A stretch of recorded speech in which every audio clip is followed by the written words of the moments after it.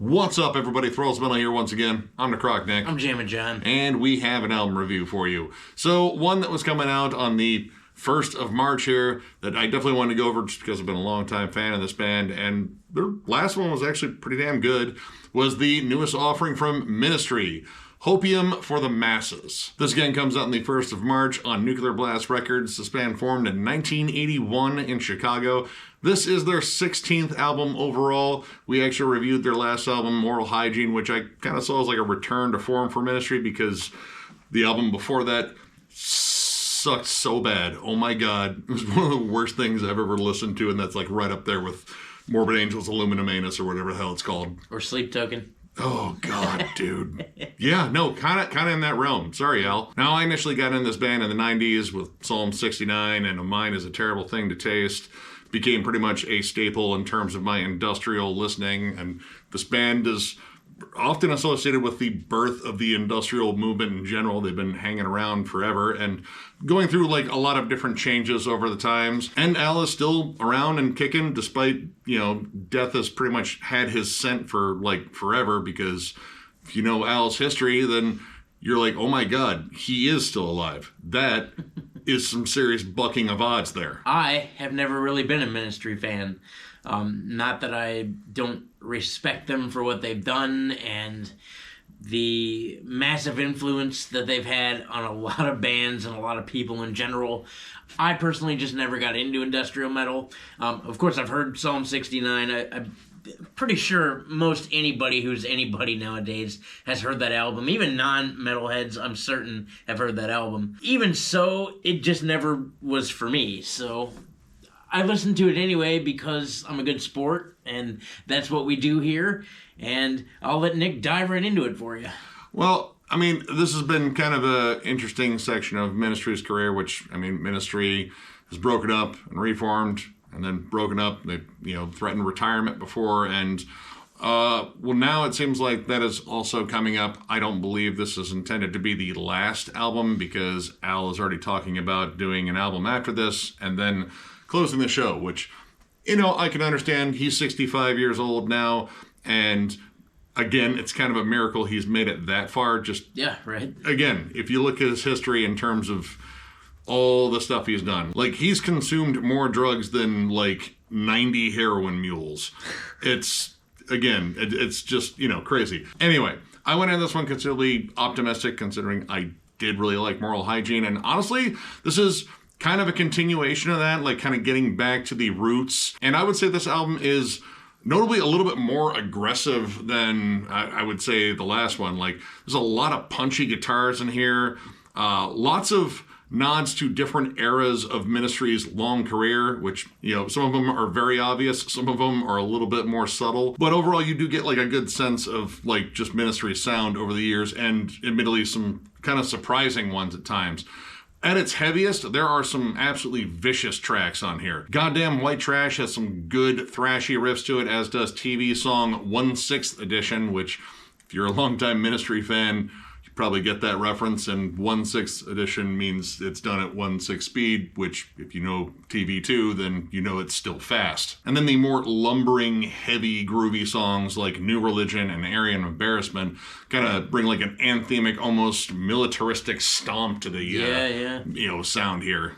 New Religion even has some syncopated chugs. Like it's downright heavy. Quite a few of these songs have real sounding drums. B.D.E, which stands for Big Ding Dong Energy, and Just Stop Oil, both, you couldn't tell me that those were programmed. And even though the drums in TV song 1/6 Edition sound programmed notably, the snare still sounds really good. Yeah. I liked it. I mean, with Ministry, you have to make peace with, programmed drums. That's always been a big part of their sound. I mean, that's an industrial thing, that and, constant samples, which I would say the samples almost provide more vocals than Al at times. Correct. Which was a complaint that a lot of people had in the last one, and I definitely hear that one, despite me really liking that album. But yeah, Al's presence on here, it kind of feels minimal, but at the same time, I think he's got like a pretty good team in terms of a lineup on here. The drums sound real because often there are real drum sections. Roy Mayorga, formerly of Stone Sour and Soulfly, is playing drums on a good chunk of these tracks, and there's definitely some more electronic drums on here, and who knows, he might actually be playing those too. You also have Monty Pittman, formerly of Prong, and I think he actually played with Madonna for a little while, which is really interesting. Cesar Soto, who is an ex-member of Pissing Racers, as well as John Bechtel, who did a lot of the keyboards for Prong on Cleansing, and Paul Diamore, formerly of Tool, on bass. So he's got a pretty solid lineup here of kind of like 90s standouts, at least in terms of like, you know, weird metal and weird heavy music back then. And I think the guitars really are very prominent on a lot of these songs. Like, you get some really big, massive riffs that drive a lot of these songs. And when they're not driving the songs, you have, of course, the laundry list of things that Al doesn't like because he's going to remind you of them. It pretty much just comes down to conservative politics, Donald Trump, QAnon, Proud Boys, incels, and complete sobriety. Like, you know, I imagine he's still probably smoking some weed. As far as production is concerned, once again, me not being an industrial fan, I don't have a whole lot to compare it to, but I will say it sounds good. Like, the samples aren't overpowering anything. They're very present, but they're not, you know, so loud that it takes away from the song. The guitars oftentimes sound really crunchy and really kind of crisp and clean, and you know, there's not a lot by the way of lead melodies, but they are in there sparingly, and even those sound decent at times. Once again, like I said, I don't have a lot to compare it to. I mean, but it sounded decent. It's very riffy when it comes down to like just like hanging on to a riff and then just kind of dry humping it and following a nice groove. And, you know, there's a good balance of groove and faster songs in here. And even, you know, kind of some like old goth night sort of like danceable songs too. Like Just Stop Oil, that's got like a fun groove to it. Like, I mean, if you've been a Static X fan for years, you probably know that groove. And honestly, if you've been a Ministry fan for years, namely all the way back to 1989 when you heard Burning Inside, it'll sound really familiar, minus the very metallic breakdown that pops up in there. It does feel a little recycled. Actually, the breakdown kind of reminded me of a very early on Meshuggah riff. And then there's songs like New Religion that you can obviously still shake your booty to, but it does have a really nice groove in it. In fact, that heavy syncopated chug that hangs out for most of that song is really grooving. I wasn't really expecting that. Yeah, you also get some more like kind of like chanted vocals. It's kind of got like a Killing Joke vibe, albeit like a little bit heavier, like Killing Joke and Fear Factory kind of working together. Well, yeah, it's got yelled cleans, and then the harmonized choir that leans in the background. Like, it's not, you know, full on in your face, but it just sounds kind of cool. Yeah, it's kind of like a violent sermon, especially when you consider the subject matter, because, again, you know, Al's got his targets. And he's had kind of the same targets since, you know, probably the late 80s. So, I mean, anyone that's thinking there's like, oh man, Al's gone woke. No. You just didn't pick up on the stuff before if you've been a Ministry fan for as long as, well, me at least. Right now you're of age to understand the political distaste. And as I said, there's a lot of like throwbacks, and some of the throwbacks I think are really good. Like Just Stop Oil, I really like that song. It's energetic. It's got a good solid groove to it. While it is very familiar, and I do feel like it kind of apes one of Al's own songs, it is a solid song, but there are some songs on here where I feel like he is almost sampling his own material in a way. But I kind of get like, all right, you're winding down your career and you want to like put out a good sampler, you know, platter of like stuff that you've done all throughout your career, because I mean, like, this is a super long career we're talking about. But TV song 1/6 edition, I mean, it's a good song. It's thrashy. It kind of, you know, heightens the energy. It's the fastest, probably most aggressive song on the album, and it kind of harks back to like Rio Grande Blood and that era where they were like almost like industrial thrash metal.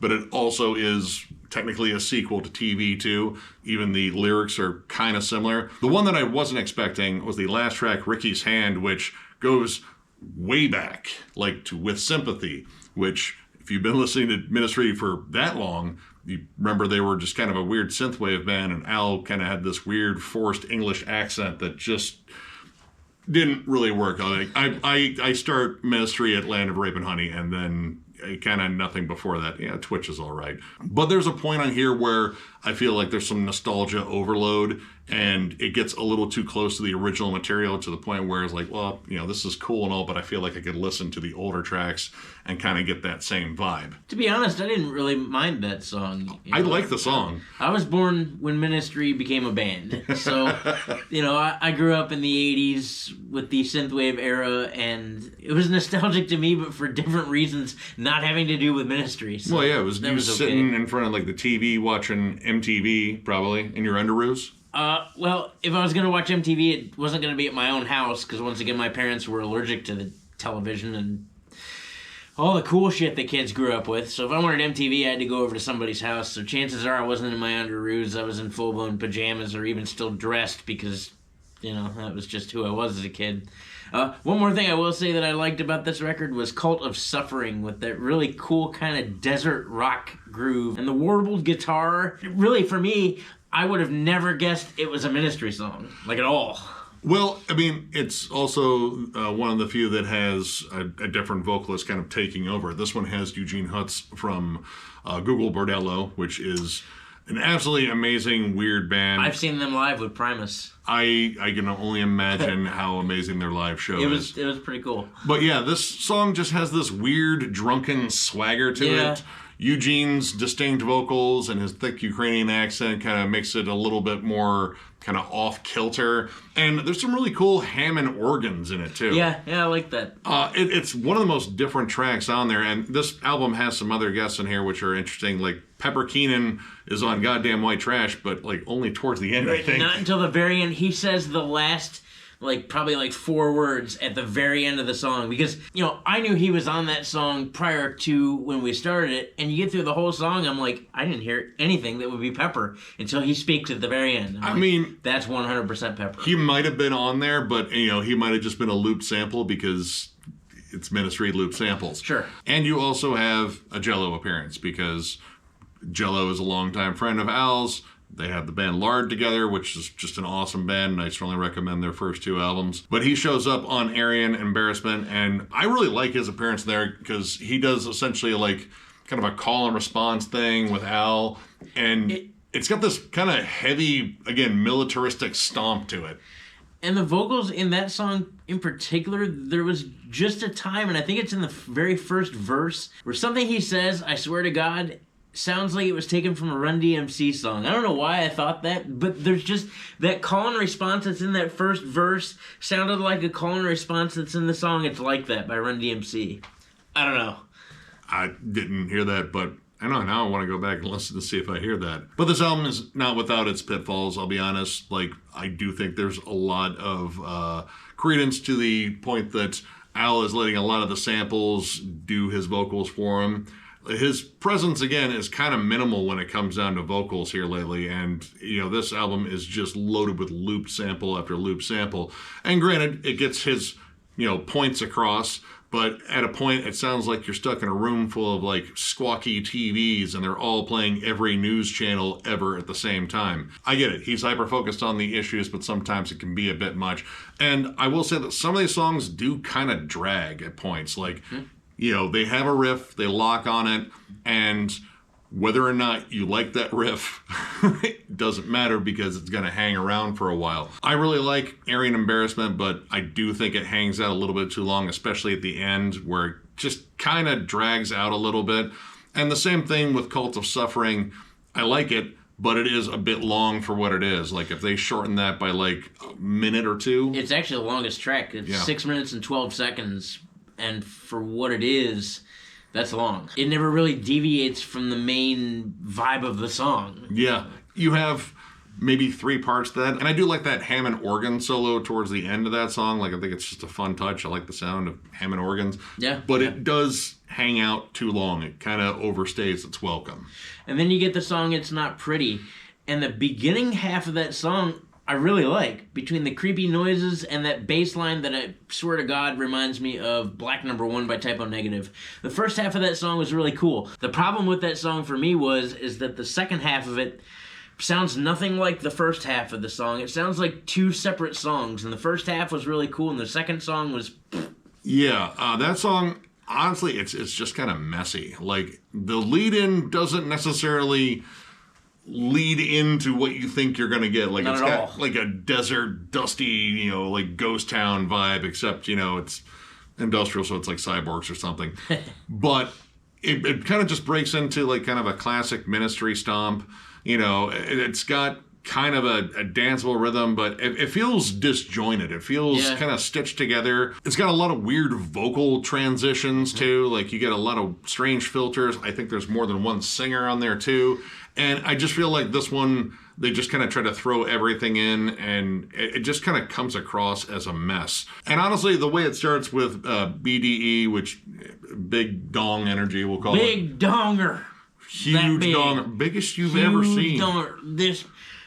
This big donger. I mean, Al lives in Texas now. He's seen some Texas-sized dongers. Oh, yeah, everything in he Texas probably wrote a is song bigger, about it. Right? But this song, it's just kind of there. Like, it's kind of sleazy and goofy, and it's got a point. It's going after like incels and like the hyper masculine cult things. And, but I don't know. It's just kind of silly, and it's not really a great start. Nope. Like, it's just kind of there. Like, it sounds like a track that would be kind of filler, and that is not what you want for an opener. Yeah, what I literally wrote was, sounds like Ministry, and I haven't listened to much Ministry, but I mean, it sounds like Ministry. It sounds like a stock Rob Zombie song, honestly. But the album did open up a little bit later and start kind of getting down to, what I was looking for out of this. And overall, this was actually a pretty solid listen. It's definitely got its pitfalls. Ministry hasn't had like a flat out perfect album in a while. But this one definitely has enough moments on it where I would come back to it. So overall, I'm going to give this 3 stars. I think it's a solid offering. He's not reinventing the wheel. It's actually a miracle he still knows what a wheel is, again, considering his history. But yeah, this is still fun. It's still loose. It's got some really good heavy moments. And I do think it relies heavily on nostalgia and points, but at the same time, he's an old dude kind of ranting about current issues. And I kind of like that. Like, he is bringing up some important stuff. Whether or not you agree with him, that's up to you. But I like Al when he's like focused on stuff like this, because generally he's making better music, and this is definitely better than it has been, at least in years past, because that second reunion wasn't so great either. When it's heavy and focused, I really dig it. And I do like some of the fun surprises in here, like namely Ricky's Hand. Again, a pure synthwave throwback that I totally was not expecting. Yeah, I thought that was a lot of fun. And, a lot of this, it kind of just thrives on just kind of 90s fun energy. And yeah, if you're a longtime Ministry fan, you are definitely going to find stuff you like. I mean, if you like Marilyn Manson, Nine Inch Nails to a degree, like just industrial metal, like just flat out industrial metal, you're probably going to find some stuff you're going to like in here. So check it out. I'm going to go 2.5, simply because I'm neutral on this. Like I said in the beginning, I'm not really a Ministry fan, and this didn't change my opinion overall. Like, I didn't hate the record by any means. There are still some cool moments, but I didn't really like it either.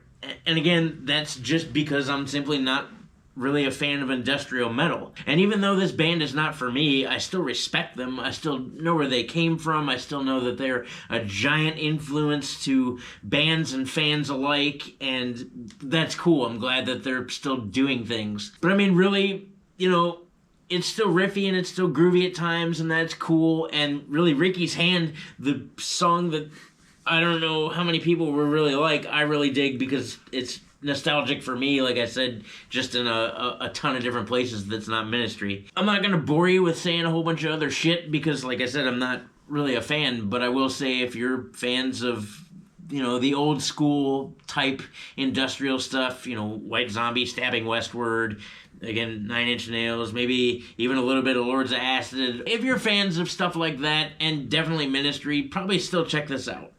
So, if you enjoyed this review, give it a thumbs up, and if you are new to the channel, subscribe, because we do stuff like this all the time. We are also on Patreon. If you'd like to help us out there, there's a link down below to thrallsmetal.com. Our Patreon link is there. It is also on our channel, up on the banner in the bottom right-hand corner. But if you are looking for Thralls of Metal stuff, you have to go to thrallsmetal.com. We have new shirts. We have old shirts that are at a discounted price, provided we have your size, and we even have hats too. So if you're looking for any of that stuff, click the link down below. Tons of stuff going on at Thralls of Metal, between album reviews, collection updates, states of metal, what's jamming. I promise it's coming back. Black Dahlia Murder Ranking is done, it's shot, it's edited, should be up sometime next week. After that, we have Meshuggah to rank, which will be an absolute nightmare, but super cool at the same time. Really, we do all this stuff because of you guys. A couple days ago, Thralls of Metal reached a monumental 17,000 subscribers, which is insane. I can't believe there's 17,000 of you that tune in and watch us. That baffles me on so many levels. But really, that's why we do it. We keep doing it because of you guys. It's amazing. We love all of you. We appreciate you. Thank you so much for being a part of Thralls of Metal. Yeah, you guys absolutely rule, and yeah, tons of stuff coming your way. So one more big thank you, because you guys been good. Pretty sure of it. Thank you. And we will catch you later.